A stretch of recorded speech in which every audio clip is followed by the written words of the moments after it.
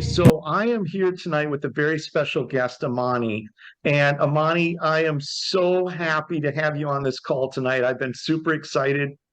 We've been exchanging information back and forth for the last couple of weeks. I talked to you, I think it was Sunday or Monday, and with the schedule and all, it took us a few days to get together, but I told you that I couldn't wait to talk to you again. So I'm just going to build the premise of what the call is about tonight, and then we're going to get in and let you, talk about, your culture, history, all the information that you've got.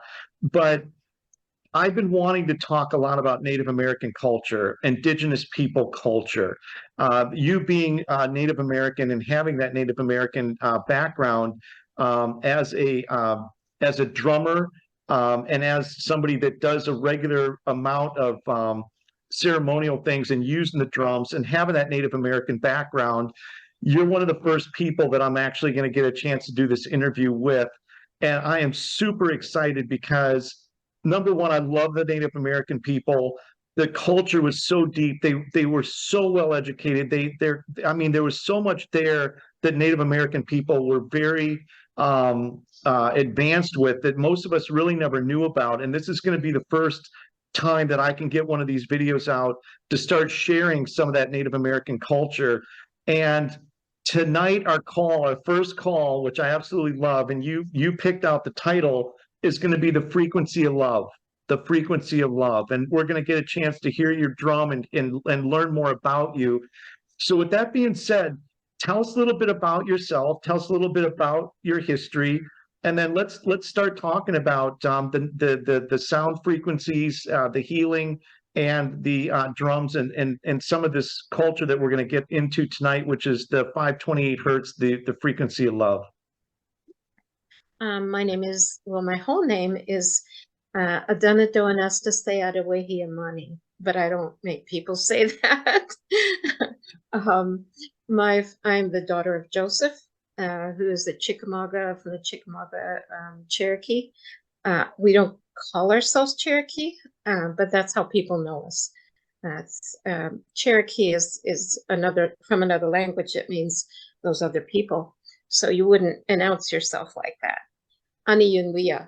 So, and part of the Chickamauga Nation. And my family is from Tennessee, Arkansas, and some are in Georgia. And so I kind of try to pass the things I learned from my father. I was closer to him. My mother was Welsh and Irish. So she was a Celt. And as I dug into because people would ask me, well, what are you? And I said, everything. I'm everything. So yeah, I had to learn how to, as I grew and aged, how was I going to walk my path? Who was I? And I don't think any of us start really asking that till we're at least 30 and even later. And by the time we're 50, we're digging in, like, who am I really and why am I here? And so all the things that I learned from my father and my grandparents, and then I learned from aunties and uncles on my Irish and Welsh side, I realized that they were really so compatible. I'm not surprised my parents got together. But one of my favorite things to do was to drum. And I gave up singing for a long time because I got made fun of. So I put it down for a while, like a long time. I'm going to be 74 in May. Wow. Yeah. I've never guessed that looking at you right now. Yeah, that's what people Not in tell 100 me. years. The drum keeps you young, so play the drum. Okay. But I gave it up for a long, long time. And then one day during COVID, I think it was in May. This is March. It was shortly after everything went into lockdown. And I live in British Columbia right now, but I'm from the States. And I live in a small town called Prince George. And lockdown was hard. It was isolation, and people found that their mental health was diminishing. Um, Mhm. because of just being alone all the time. So, what they did in our city is we realized that our health care workers were just drowning in work, and that they were exhausted and they were discouraged. And so people started at a certain time, in the evenings, they would stand on their porches and they would bang on pots and pans or whatever they had, and it was like a call to them, like, we're thinking of you. So we're here for you. And I thought, wow, that's amazing. And then a friend of mine, Wesley Mitchell, he decided to take his drum and go down to the hospital. And he drummed all alone at first. And then he had a couple joined him, and he started a drum group. And so every Monday night, we're down there at 6 p.m. and anybody can join us. Um, we have extra drums, rattles, shakers, and we drum for our healthcare workers and the patients. And so patients come down sometimes if they can come down in a wheelchair. Sometimes they'll drum with us at the hospital, and they'll ask us to do a prayer song for them. And then we started getting asked to perform as a group. There's like a group of us, not the whole, not all the people that come on Monday night do this, just the ones that are pretty hardcore, drummers. And we drum Mhm. and sing at different events. They go out of town, they perform all over. So Mhm. and so we were talking about the frequency. Now each drum has its own voice. In fact, when you get a new drum, you want to open its voice. Everybody has a preference. Like, some people like a higher pitched, higher frequency drum. I prefer a low one. We're breaking some taboos, and we're breaking some old protocols, because in some Native nations, women were never permitted to drum. It was for the men. And there's legends about it and stories, and um, what women have decided, though, and I think it's really important to understand, no one nation is like the other. We all have our perspectives. We all have our own protocols on things. We're not like, it's not like, one nation is like the other, We're all very different. But we come together in some universal things. And one of the things I love about indigenous people, sorry, I get emotional. Um, No, you be as emotional as possible because this is beautiful. Trust me, I've been on many calls where I've gotten very emotional. So if you're getting okay, emotional, we're getting into some good stuff. So you just I'll take try your not to time and blubber don't though. worry.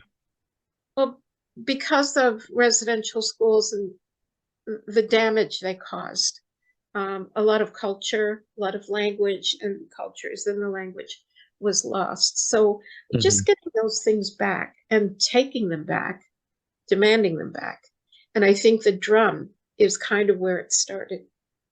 Um, Whenever there was something really stressful that came up, um, people started picking up their drums and bringing out the old songs again.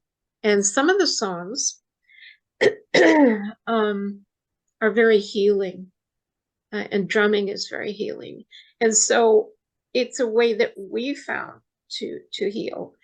But what I love about indigenous people is that no matter what happened to them, um, they they never got rid of their love. Mhm. So we have a saying that we pass, and that's kind of a universal thing. Itakuya say, all my relations. You might hear a lot of indigenous people say that, all my relations.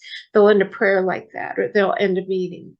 What that means is that I'm at peace with everyone and every living thing. Can you say that again real quick, a little bit slower? What is that word that they say? Itakuya say. There's different.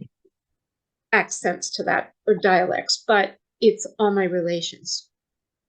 And so that's a common way that a prayer is ended, or a gathering. If you're having a gathering, as you leave, you'll say, all my relations. Or if you're receiving a gift, and what it means is you and I are related. So that goes, that's very deep, and it has many levels to it. And what I always loved about that side of my family is like, yeah, there's a lot of problems there as a result of residential schools and colonization, but they couldn't kill our love for, and when we say we love, it includes humans. So your cultural background, it's not important if you want to be our friend. We're just going to be your friend. So, yeah. So we drum for everyone. But we found, I think, that picking up the drum, relearning the songs that the elders helped us, they passed them down again. I consider a drum song what I would call a medicine bundle. So, and my grandmother, she was funny. She had a lot of protocols. Protocols are foundation stones. They're guidelines for keeping your culture on a straight path, right? But foundation stones are just the beginning of your house. And they're meant as launching pads, not to stay there forever. So that's why you'll see some of us changing protocol and women picking up. Changing what? Pardon? Changing. That's why it would be That's why you'll see protocols. some of the women picking up the drums. I own a powwow drum. I own my drum is 29, about 30 inches tall and 41 inches in diameter. It's a big drum. So if you're going to have a drum like that, you have to really be a drum guardian. You have a stewardship toward that drum. And that's very important to know how you fit into that drum. I'm hearing myself. Are you hearing an echo coming back? Yeah. I'm not picking it up here, and I'm not picking it up on the video. So you might be hearing it, but I'm not. So just keep going. And Okay. if I do pick anything up, I'll let you know. Okay. What I found is I'm kind of rambling, but that's how my mind works. I never work with Well, that's beautiful. Yeah. But we are in a place here in Prince George where there are two rivers, the Nechako and the Fraser, and they meet here, they converge. And we call it the confluence, where the two rivers come together. And I sent you some pictures of us down by the river. That's where that is. And that place has a certain vibration, a certain frequency to the river. And I have a group. It's not my business because I don't make any money off it. But I've worked for years as a counselor and a traditional counselor, a teacher, and a nurse. And I kind of just took all my stuff, rolled it into one, and ended up having something called the Medicine Wheel Cafe. That's my logo. And it's a cafe, not in the sense of a real cafe, but it has a menu of different things that we do. And they're all about healing. Teaching drumming is one of them. And so we go to the river as soon as the weather, we're still under a couple feet of snow, but as soon as that snow melts, we'll be at the river, and we stand in the river and drum because it resonates a whole different way. And it communicates with the river. And we've been doing this for 13 years now, where people come and we have healing circles. We have drum circles. We bring the big drum down there. I sent you a picture of her. We consider, most of us consider all drums female. There are protocols about the way we take care of them. When we have a big drum, we usually name it. here anyway. And my drum's name is Thunderheart Rose. So she has a thunderous voice. She's made from 200-year-old cedar wood from the ancient forest. And she has a buffalo hide skin. So she's beautiful. And what we can do sometime is get together with the drum group where I work. I work in an indigenous choice school, and every Friday night we have a community drum, and we bring her out. So one of the protocols is that we noticed when we played this big drum that men play differently than women. And when women heal, they heal differently than men. And men were playing this drum really hard. And so we had to teach them protocols like never bring your hand up with your stick above your shoulder. Because when you come down on her, you're being aggressive with a female. So we teach that even for the females, but I've never seen a female play like that. I've only seen men bang on it like that. So we teach them, to get this thunderous voice out of this drum, you don't have to do that. That's your aggression. That's how you want to heal. You just want to let it out. You could do that with a hand drum, but not the bigger drums. Their frequency is kind of fine-tuned because they're so big. So we have to take care of them. So it's been an interesting journey. I think getting back to what I was saying before, I heard about Wesley playing his drum up at the hospital. And so I went up, and there was a group there. And I thought, well, this was about 3 years ago. And I thought, okay, well, I haven't drummed for a long time. I was really shy, but I still had my drum. And I thought, I know what I'll do. I'll just drum really loud and sing really soft, and he won't be able to hear me. Well, after a while, and I got to learn these medicine bundles, these songs, healing songs. He would get in my face as we drummed, and he'd go, "Can't hear you." And so he gave me the, I guess, the validation, like, just sing. Don't worry about how you sound, what other people think. You're out here to sing your prayer. So go ahead and sing your prayer. So that's what I do. It's beautiful. So, with the drumming and Native American culture, when Native Americans were having drum circles and they were doing that, we're talking about the healing, but what other types of ceremonies and things were they doing with the drums? And, how else did that sort of tie into sort of the Native American culture with the drumming and the ceremonies? Drumming ceremonies were about a lot of things, depending on the nation. It was about aligning yourself with Earth Mother. So this was the heartbeat. This is the first thing that we hear in the mother's womb, is her heartbeat. That's the first drum that we hear. So picking up a drum, sitting on the ground, or standing in the river is the best. And as you drum, your heartbeat starts to change, and it syncs up with the earth and the land, because that's where we find our strength is.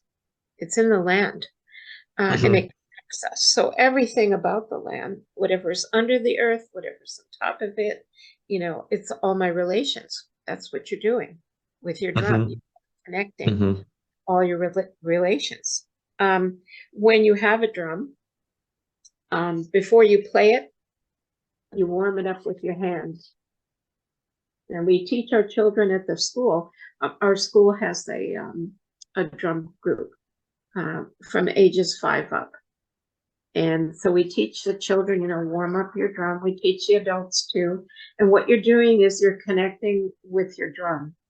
So you're starting to build that vibrational energy between you and the drum. You're honoring, like mine is made out of elk skin, so I'm honoring the elk. I'm honoring the wood that it's made out of, the sinew on the other side that holds it together.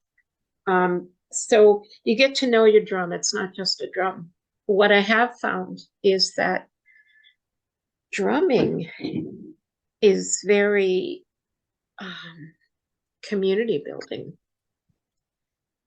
When we play a drum at the river, everybody comes. And I've heard on social media, I've seen in different groups where they said, oh, last night I heard a group drumming by the river. And I so wanted to, join them, but I didn't want to be rude. So I always write back, come and join us. And so now we make sure if there's people around, we invite them to drum with us. We always bring extra drums. When I first started singing again, one of my friends, Penelope, she does a lot of my ceremony with me. And we didn't know the songs yet. And I figured I picked up singing again at 70. And I thought, I don't even know if I'm going to have a voice left. It's going to be all croaky and so I said, I got to practice. So, because you need volume when you're singing with a drum, right? You got to sing over your drum. So we would find this little spot along the river and we would practice there thinking nobody would hear us. But there's a walking path up just not too many feet. And we'd turn around, there's all kinds of people stopped listening to us. So I said, we better get better. That's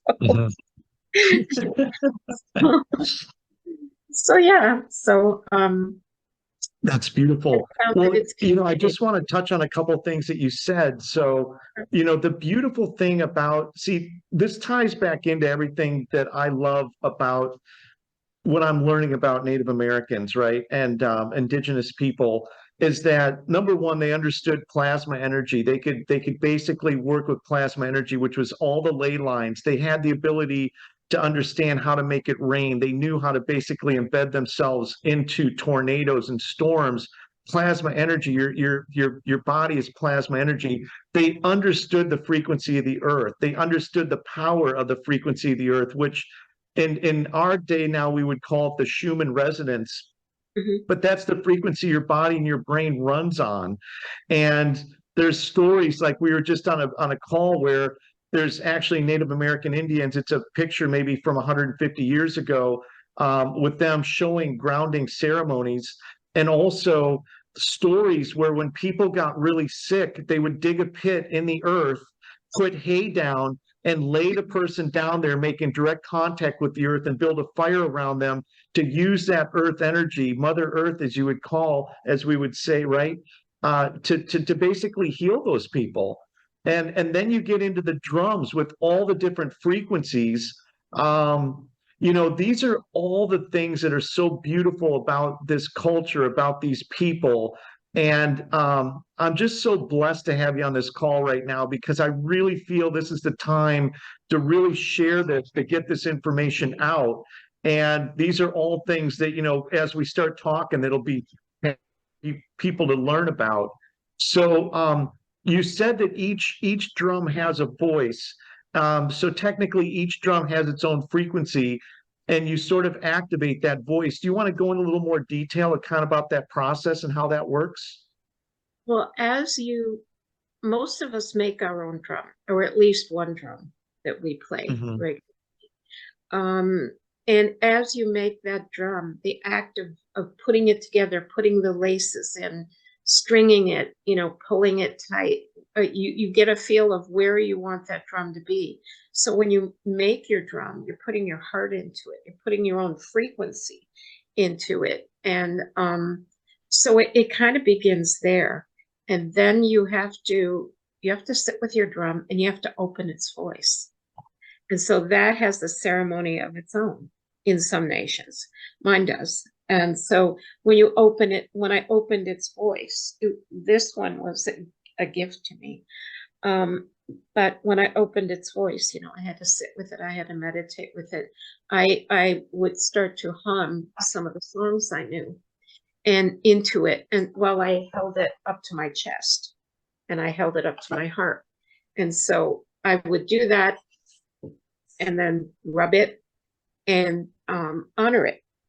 So after a while, it takes a few songs for its voice to come out. Because sometimes when you start playing a new drum, it'll sound kind of like you're hitting a tin pot. And it won't sound right. So there are different things you can do with it to, loosen the laces or sometimes. But mainly it's just getting in there and drumming on it. It's meant to be hit with a thunder stick. It's meant for that. And so, yeah. And you were talking before about frequency, earth frequency, and that. I'm a medicine wheel teacher. So I build medicine wheels. I don't use pictures. I build. What is a medicine wheel? A medicine wheel is a compass. Okay. And you stand in the middle of it, and it's when you actually build one, there's 36 stones that you build, and then you go to each of the four cardinal directions, and then you go to the two directions in the middle, up, down, and then also there's another one yourself. You are a direction. You become a direction in the medicine wheel. You open those with prayers and songs, and as you go, as you raise the frequency of the land you're standing on, you are building an electrical grid, electromagnet grid, and you are putting yourself in the middle of it. So it's an extension of the facilitator's songs and drum. It's all connected. People use medicine wheels for many different reasons. There's so many levels of it that you can learn. It can start under the ground where the frequency comes out of. It's interesting because if someone tries to use a medicine wheel for bad medicine, say for the power of it, because it's very powerful, the grid will disintegrate. Wow. It'll come down. I saw it happen once. And whoa, somebody walked in with bad intention. And a person I have to stop you here because I have to tell you that I learned a lot of this through a gentleman named Dan Winter.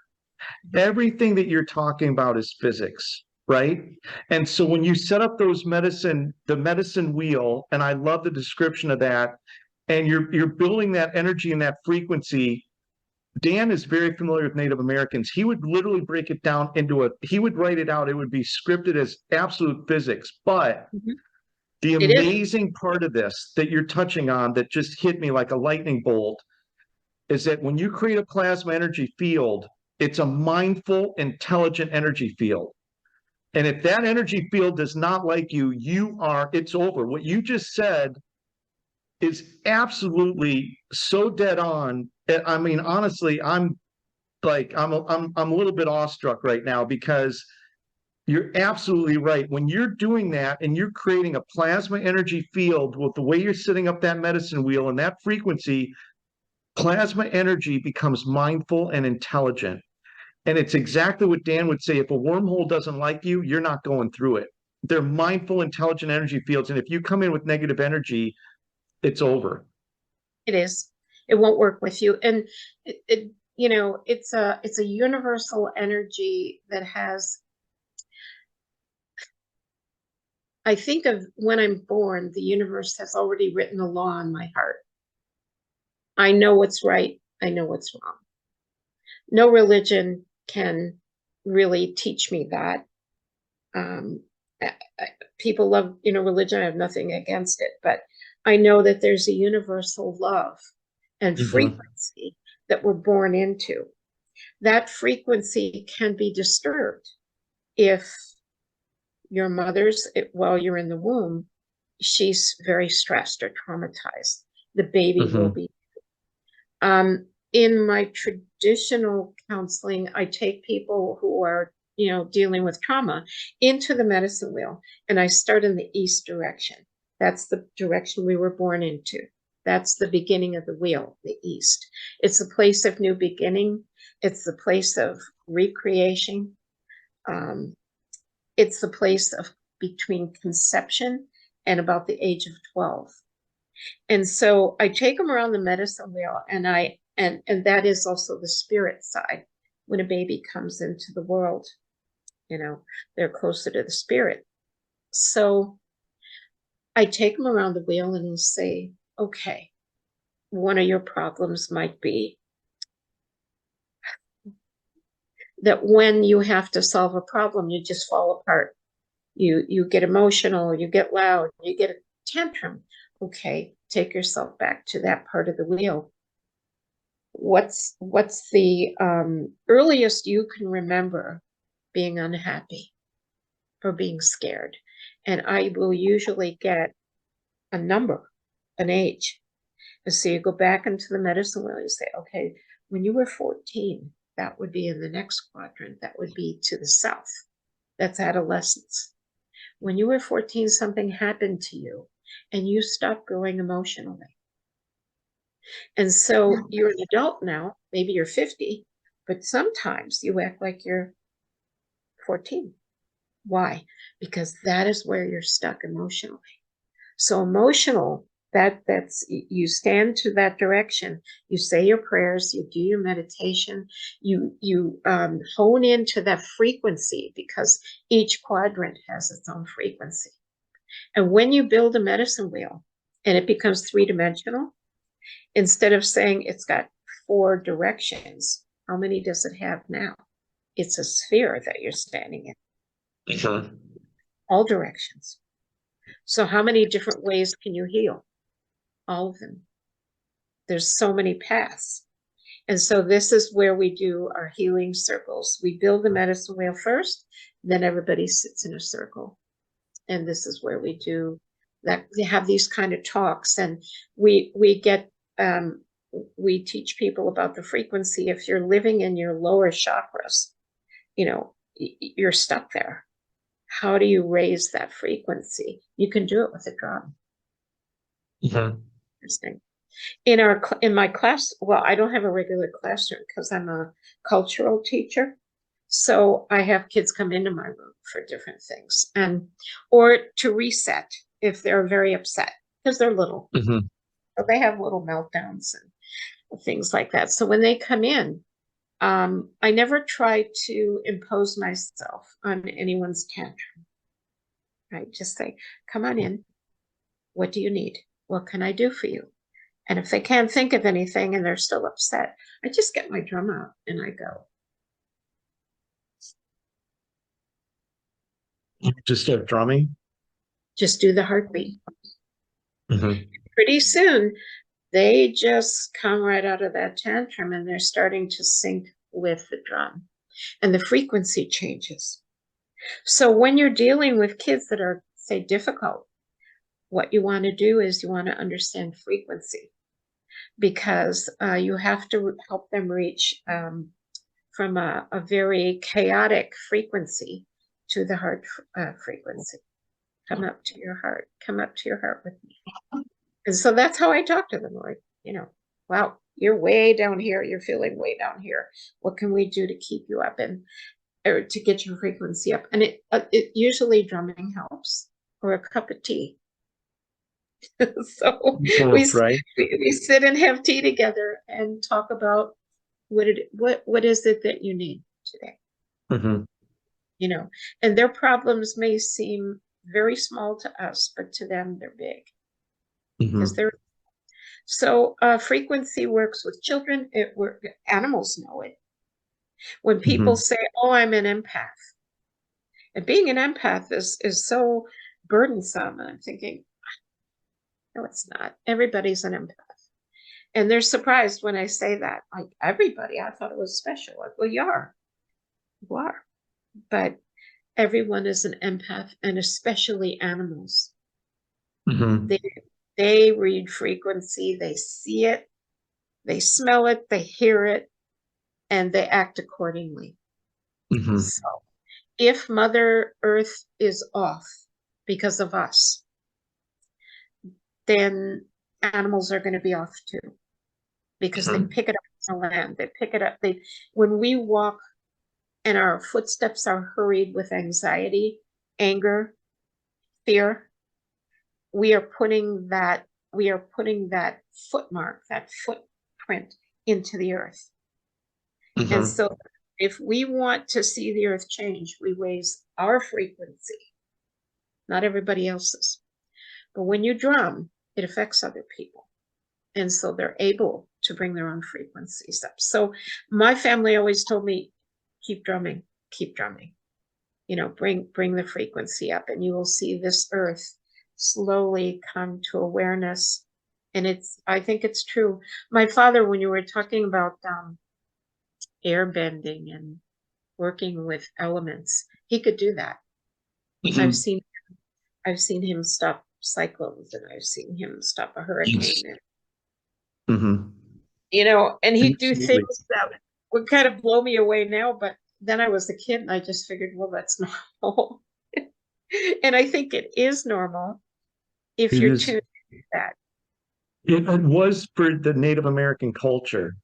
See, there's so many things that they were so advanced on, and they understood that. In fact, Native Americans so the syllables of the songs were actually frequencies. The language itself was based on frequencies. When they were singing these songs and these syllables, their language was frequency. They could literally make seeds germinate from singing songs. Mhm. And that plasma energy from them living on the land for so long, the plasma energy, as we talked earlier, was mindful. It was intelligent, and they were able to tap into it. It's absolutely amazing. And we talked earlier, and I want to just circle back and just touch on something again, which I said at the beginning. This is the first call of many to come. The Native American and indigenous people culture, I want everybody to start learning more about it. It's time now for all of us to get together. There's so many things that we know about the past that just are absolutely horrific. Um, everybody's aware of that, but now it's time to heal. Now it's time to bang the drum. Um, We're doing it. We're drumming as fast as we can. we are. And thanks to people like yourself. And it gets into what we were talking about earlier, which is what you talked about before we got on this call tonight, which is about the 528 Hertz, the Hertz of love. And regardless of anything that happened with the Native American people, they never took away their love. They never took away their love for anything. So this is a way to circle back and bring it all back together and get everybody on the same page and get everybody together. Um, and I know, like you said, we're going to do many more calls on this. So do you want to just talk a little bit about that 528 Hertz and the frequency of love? Was there a specific songs of love? Was there specific drums that had that frequency? Um, There are I know there was, but I mean, just with your knowledge and background, how would you talk about that, or talk about maybe ceremonies that were just 100% based on the love of the land and just projecting that love frequency? I think when we stepped into the water, we felt that 528 hertz. We felt it. And we felt that, because I remember one day I just said, let's do water medicine, because I had learned that. And I said, it's been years since I've done it. Let's see if I can still do it. And basically it's getting into the water. And what is his name? He's the Japanese doctor, Emoto. Moto, Misario Moto. Oh, brilliant man, right? So we all have indigenous knowledge from whatever nation we're from. We carry it in our DNA, and once in a while it That's comes to exactly the right. surface. That's right, because we're all indigenous to the planet. Hmm. So the work that he did, I've always been interested in. So I thought, I'm going to try it out in the water, because as a kid, I was doing the water medicine. It's called going to the water. But I didn't understand it at the level I can today. So I got back in the water, and we just get in like up to our knees, because the currents in our we have swift water there, so we're very careful. We honor that water, and we're careful. And we got in, and I remember that day, it was the currents were very peaceful, and we got into the water, and we started drumming, and the water around our legs started bubbling. And I noticed that the currents that were once going that way were coming toward us. And I said, you are alive. I know you are. And we're singing this song to honor you today. And we'll be back. We'll come back. And so we go sometimes in the good weather 2-3 days a week. And we just stand in the river and sing. And there at one time, it was really interesting. Talk about frequency. Whew. We had the frequency up. We were, and the water was just communicating back to us. And there was the man way off to my side, and he was on a little sand spit. And we had about 18 people in the water. And they were all facing me, and I had my back to the water. And I was just talking and introducing things, and the indigenous Ho'oponopono, the Hawaiian chant of "I love you, I am sorry, please forgive me, thank you." We would do it for the water. Wow. So, yes. And then we taught people, do it for yourself, because that indigenous chant is about setting things straight, bringing them to center, balancing the wrongdoings that have been done. So we sing that for the river. We say it for the river a lot.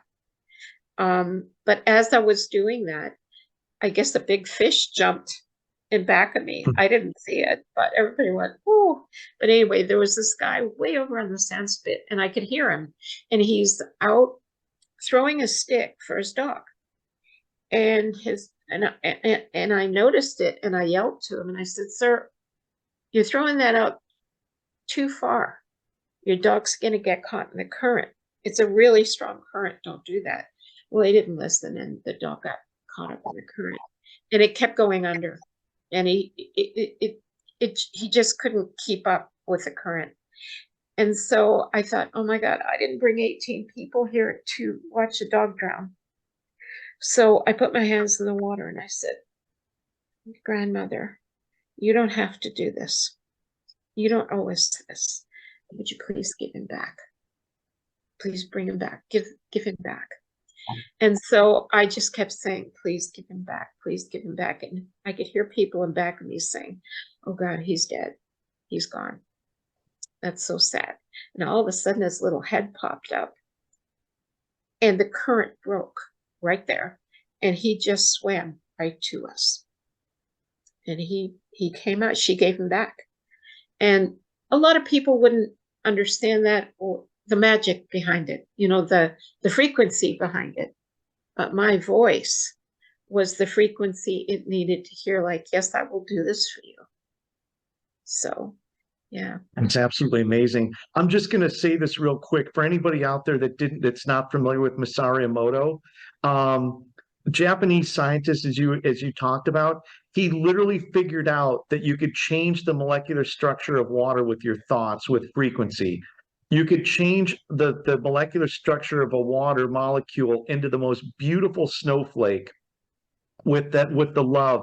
And that chant that you were doing, which is love, thank you, the Papawi, what you said, love, Yeah. thank you.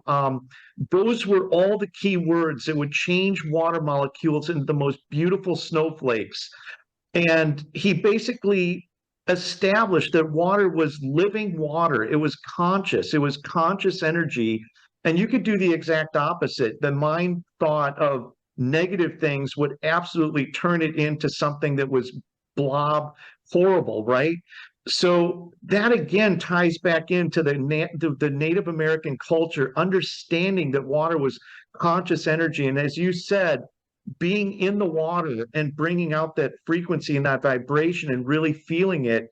Once again, it's things that the Native American and the indigenous people knew so well that now in more of a modern time, we actually are learning ourselves, but we're actually learning it as an actual physical science, physics, something that's scientifically proven, that Native American people knew, well before a lot of people figured it out. And probably the majority of people, even to this day right now in Western civilization, have no idea that that's true.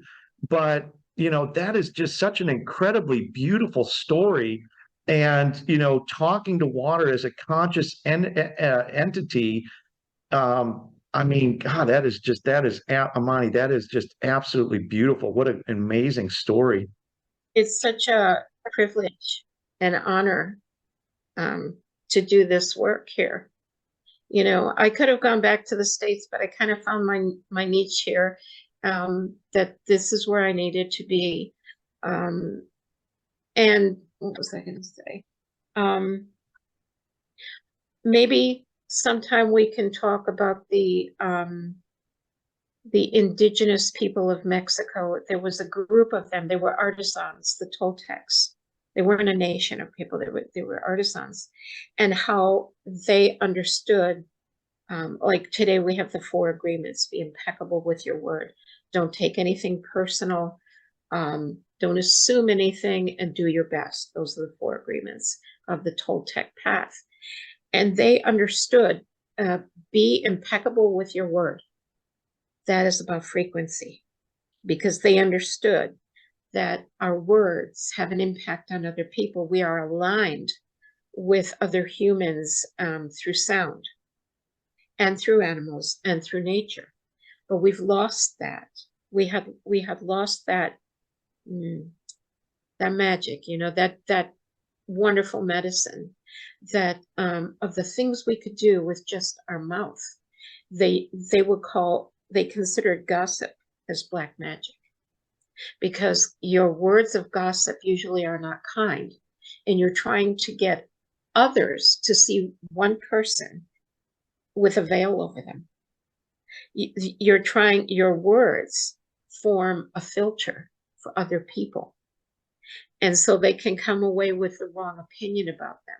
So always be impeccable about your word. That's huge. That's huge. And when you walk that way, you don't lie. There's no reason to lie, because your frequency is so genuine that you don't need to cover. If you make a mistake, you say, yeah, I did that. Sorry. How can I make that up to you? And it takes a lot of drama out of your life. But working with that frequency of speech, when we write down a word, we call it spelling, right? It's magic.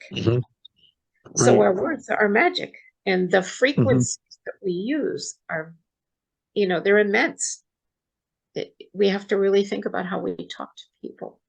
And, when you get into languages, and I'm going to tie this back into Dan Winter, because I've learned so much from this guy, the actual languages themselves, the letters and everything actually tied into plasma energy and all these different things that were physics related. Like the words and things were actually related to, like this sign right here is actually like a centipedal. It actually ties into the pine cone or the snail shell, which is sacred geometry, which this is the spiraling inward is the essence of all life. That is what makes a seed germinate. That's what makes all life in the planet. It's what we call centipedal circling inward. And that force is the force that basically creates everything, almost like the whirlpool effect. And so you would look at that and think it's the OK symbol, and maybe that would look like a number 6, or maybe, all these different things. But so many of these languages, including, as I was just saying earlier, with the indigenous people, the phonics, the syllables, they were all frequencies. When they were singing these songs, they were invoking frequencies and actually tapping into ancestral memory.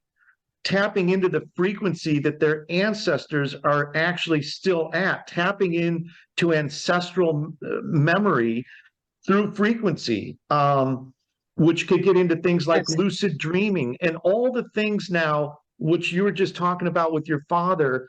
Plasma energy was conscious living energy, and they knew how to project their plasma energy into these other things. And so, very, very deep. I mean, just so far advanced, so far advanced that, we're going back to 532, the love, right? The love Yeah. and the celebration of the Native American culture and Native American history. And this is my first call doing it. I've been wanting to do it for so long. And I told you before we got on this call that I've got Dean, I consider him a friend now. He's in Minnesota. He's Native American. He would be what we'd call a pipe holder. He's got a dear friend of his that would be considered a medicine man. Um, I have a gentleman, Chief Al, who's up out of Ontario, who's up in Canada, that also has this. And my goal with all of this is to unite everybody, people like myself, but all the Native American people, to share their stories, to share this amazing, beautiful culture, and to heal and to spread all this love everywhere. I mean, it's to me, it's time. We're ready for it, and Yeah. the Native American people knew it so well. We just get everybody together in this big loving circle, and with the drum and with the frequency, we all raise everybody up right now, and really make this a special time for everybody to unite and learn about these wonderful things that were all part of your culture. Now, I grew up go in ahead. Chicago. I grew up in Chicago, and I started out there. And I grew up with, because of the time era, the era I was born in, there were people there from all over the world. And they were first generation Americans, they're from Italy, they were from Poland. I lived in a massive, like an apartment building with and so I could smell German food and I could hear Italian opera. And so I realized as I got to know non-indigenous people from Turtle Island, they were the settlers when they came, like these people when they came. They were leaving something behind. A lot of the settlers came because of oppression, because of poverty, because of starvation. But what they tended to leave behind is their own culture, their own indigenous cultures. And a lot of them in Europe had lost them with the Druids and the pagans. They were wiped out. And so they lost touch with their indigenous soul, their DNA. They still carry it. And so that's why when we're drumming, that's why it doesn't matter what people's nation is, they're drawn to the drum. Because every nation around the planet has a drum. They all started with a drum. It was the heartbeat. It was the resonance that somebody picked up something and made a beat, So it is ingrained in humans to hear drum or to love the drum, even if you don't play it. Right. Yeah, it's community building. It's the drum brings people together with that resonance, with that frequency. Right. The medicine wheel circle of a drum, right? Right. And that spiral energy that you're talking about, that yeah, it's a miracle. Well, one of the song that I'll sing for you tonight is called The Spirit Bear. And it's Anishinaabe, as far as we know. And it's very simple. It has a lot of the structural toning that you'll hear, where the words don't mean anything, but the sound does. The sound is, the frequency is there. And then the words that are sung just mean a very sweet sentiment. Spirit bear is coming. Like the spirit of the bear is coming. It's on its way. It's coming to love us. So it's a love song. Oh my God, I love that. Isn't that sweet? Do you want to go ahead and sing that? Sure. right I'm now? gonna stand up though, if you don't mind. I can't sing and sit down. However you're comfortable and however you're happy doing it. Okay. Well, and I don't want to get right up on the microphone because it can be pretty loud. That sound okay? Is that sound okay? I can't actually hear it very close. I can't hear it very well. Is that better? I'm really not hearing it at all, which is kind of weird. Hmm. Well, it's got to be, let's see. No, not hearing it. You might have to be set up a different way to get it. I don't know, That's because you can hear me interesting. talking. I can hear you talk, yeah. Okay. Maybe if I sing, you can hear my voice singing. Let's try it. Yeah.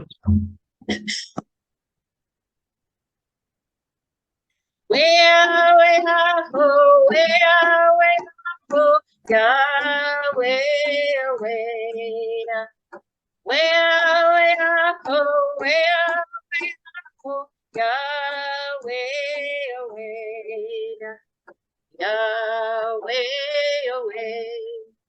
hey, Yahweh,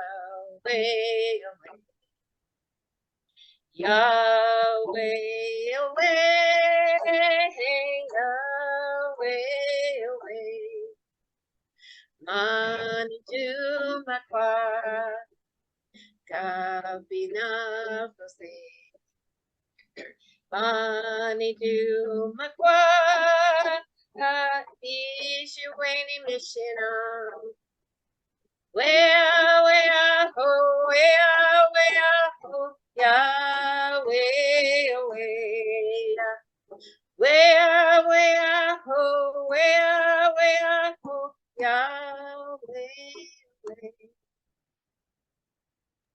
So did you That have? was so beautiful. That was so beautiful. I did hear the drum a little bit as you started singing. Okay. As you Yeah. started singing, that was Mike absolutely just picks beautiful. it up.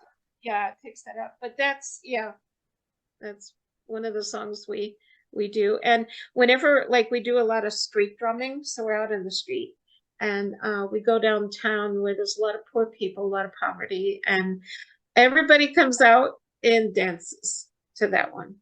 They like that one. That's beautiful. Yeah. That is so beautiful. Well, Imani, it has been an absolutely fabulous call. I have absolutely loved spending time with you. I can't wait till we get together again, which will probably be in the next week or two.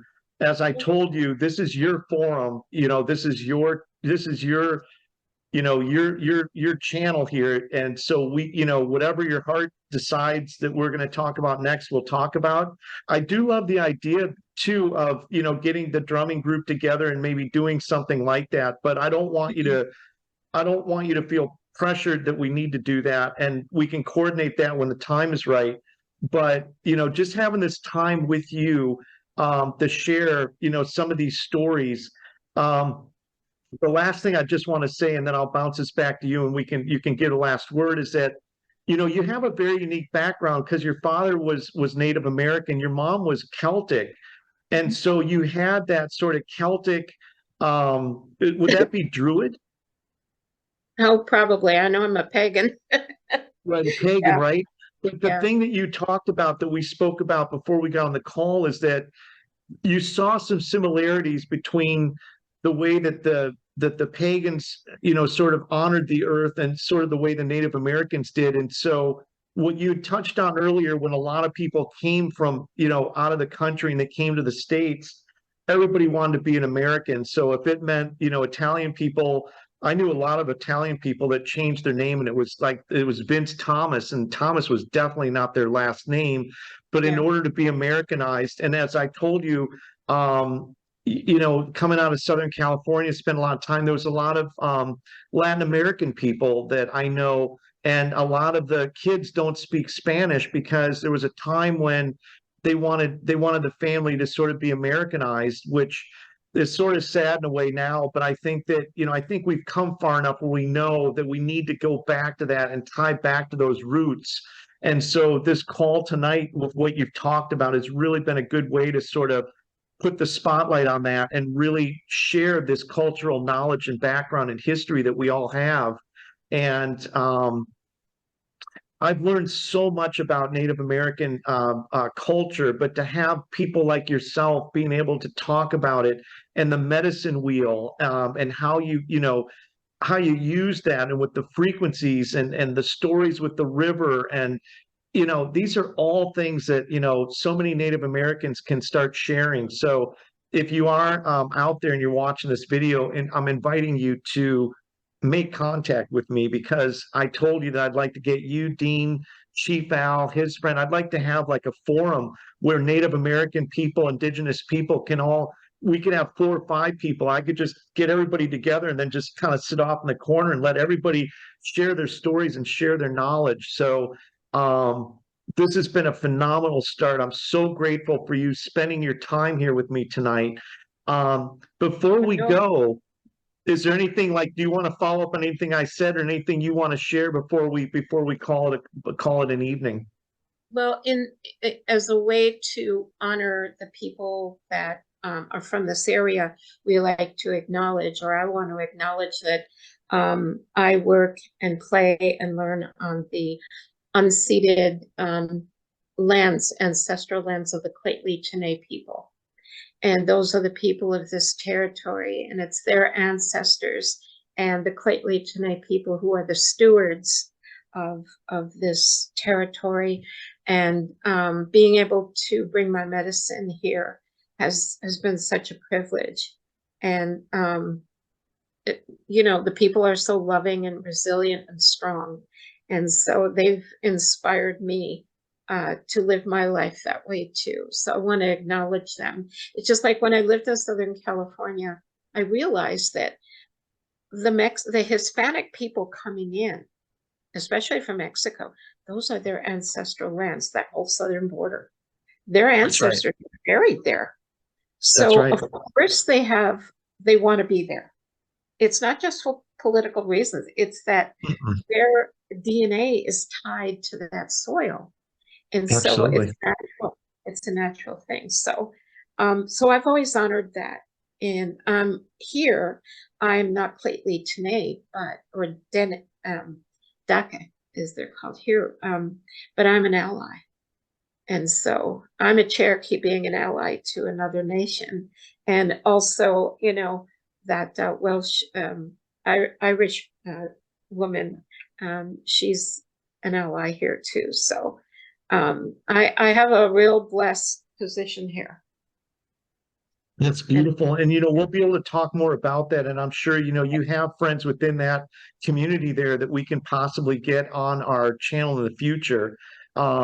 One thing I do want to just touch on, because you did touch on the Latin American culture, the Mexican, another culture that's just, I have so much respect for. Being like you, I did live in Southern California.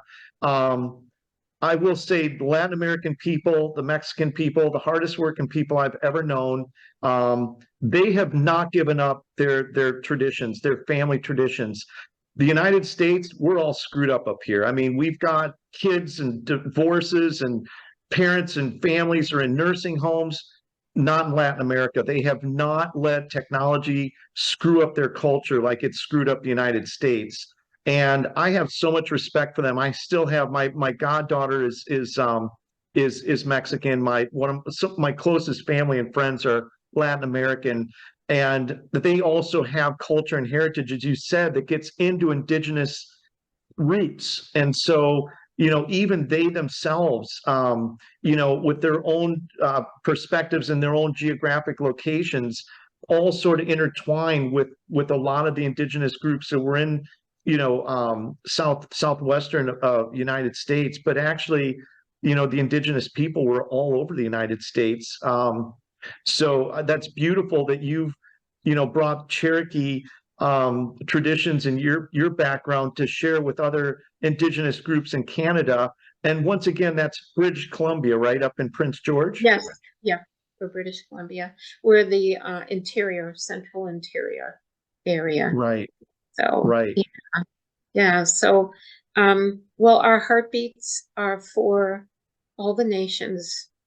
And if from what I've seen non-indigenous people to Turtle Island, you know, they've had to leave behind a lot of their own traditions. So if our traditions make them feel good, then we give them with love.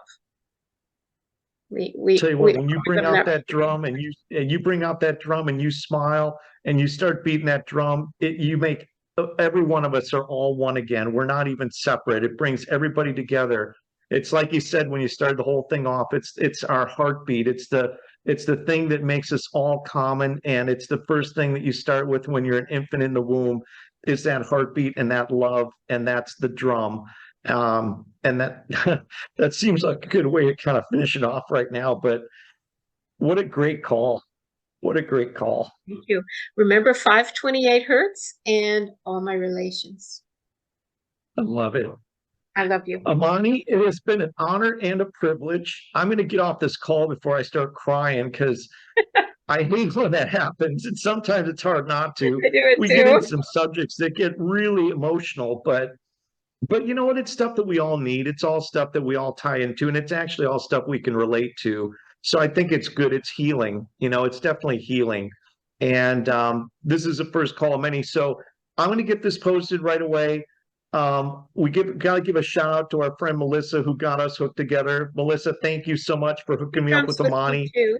Yeah, she She's drums with me. amazing. I know she's part of your drum circle. And I'll circle back with Dean and some of the other folks here on our channel.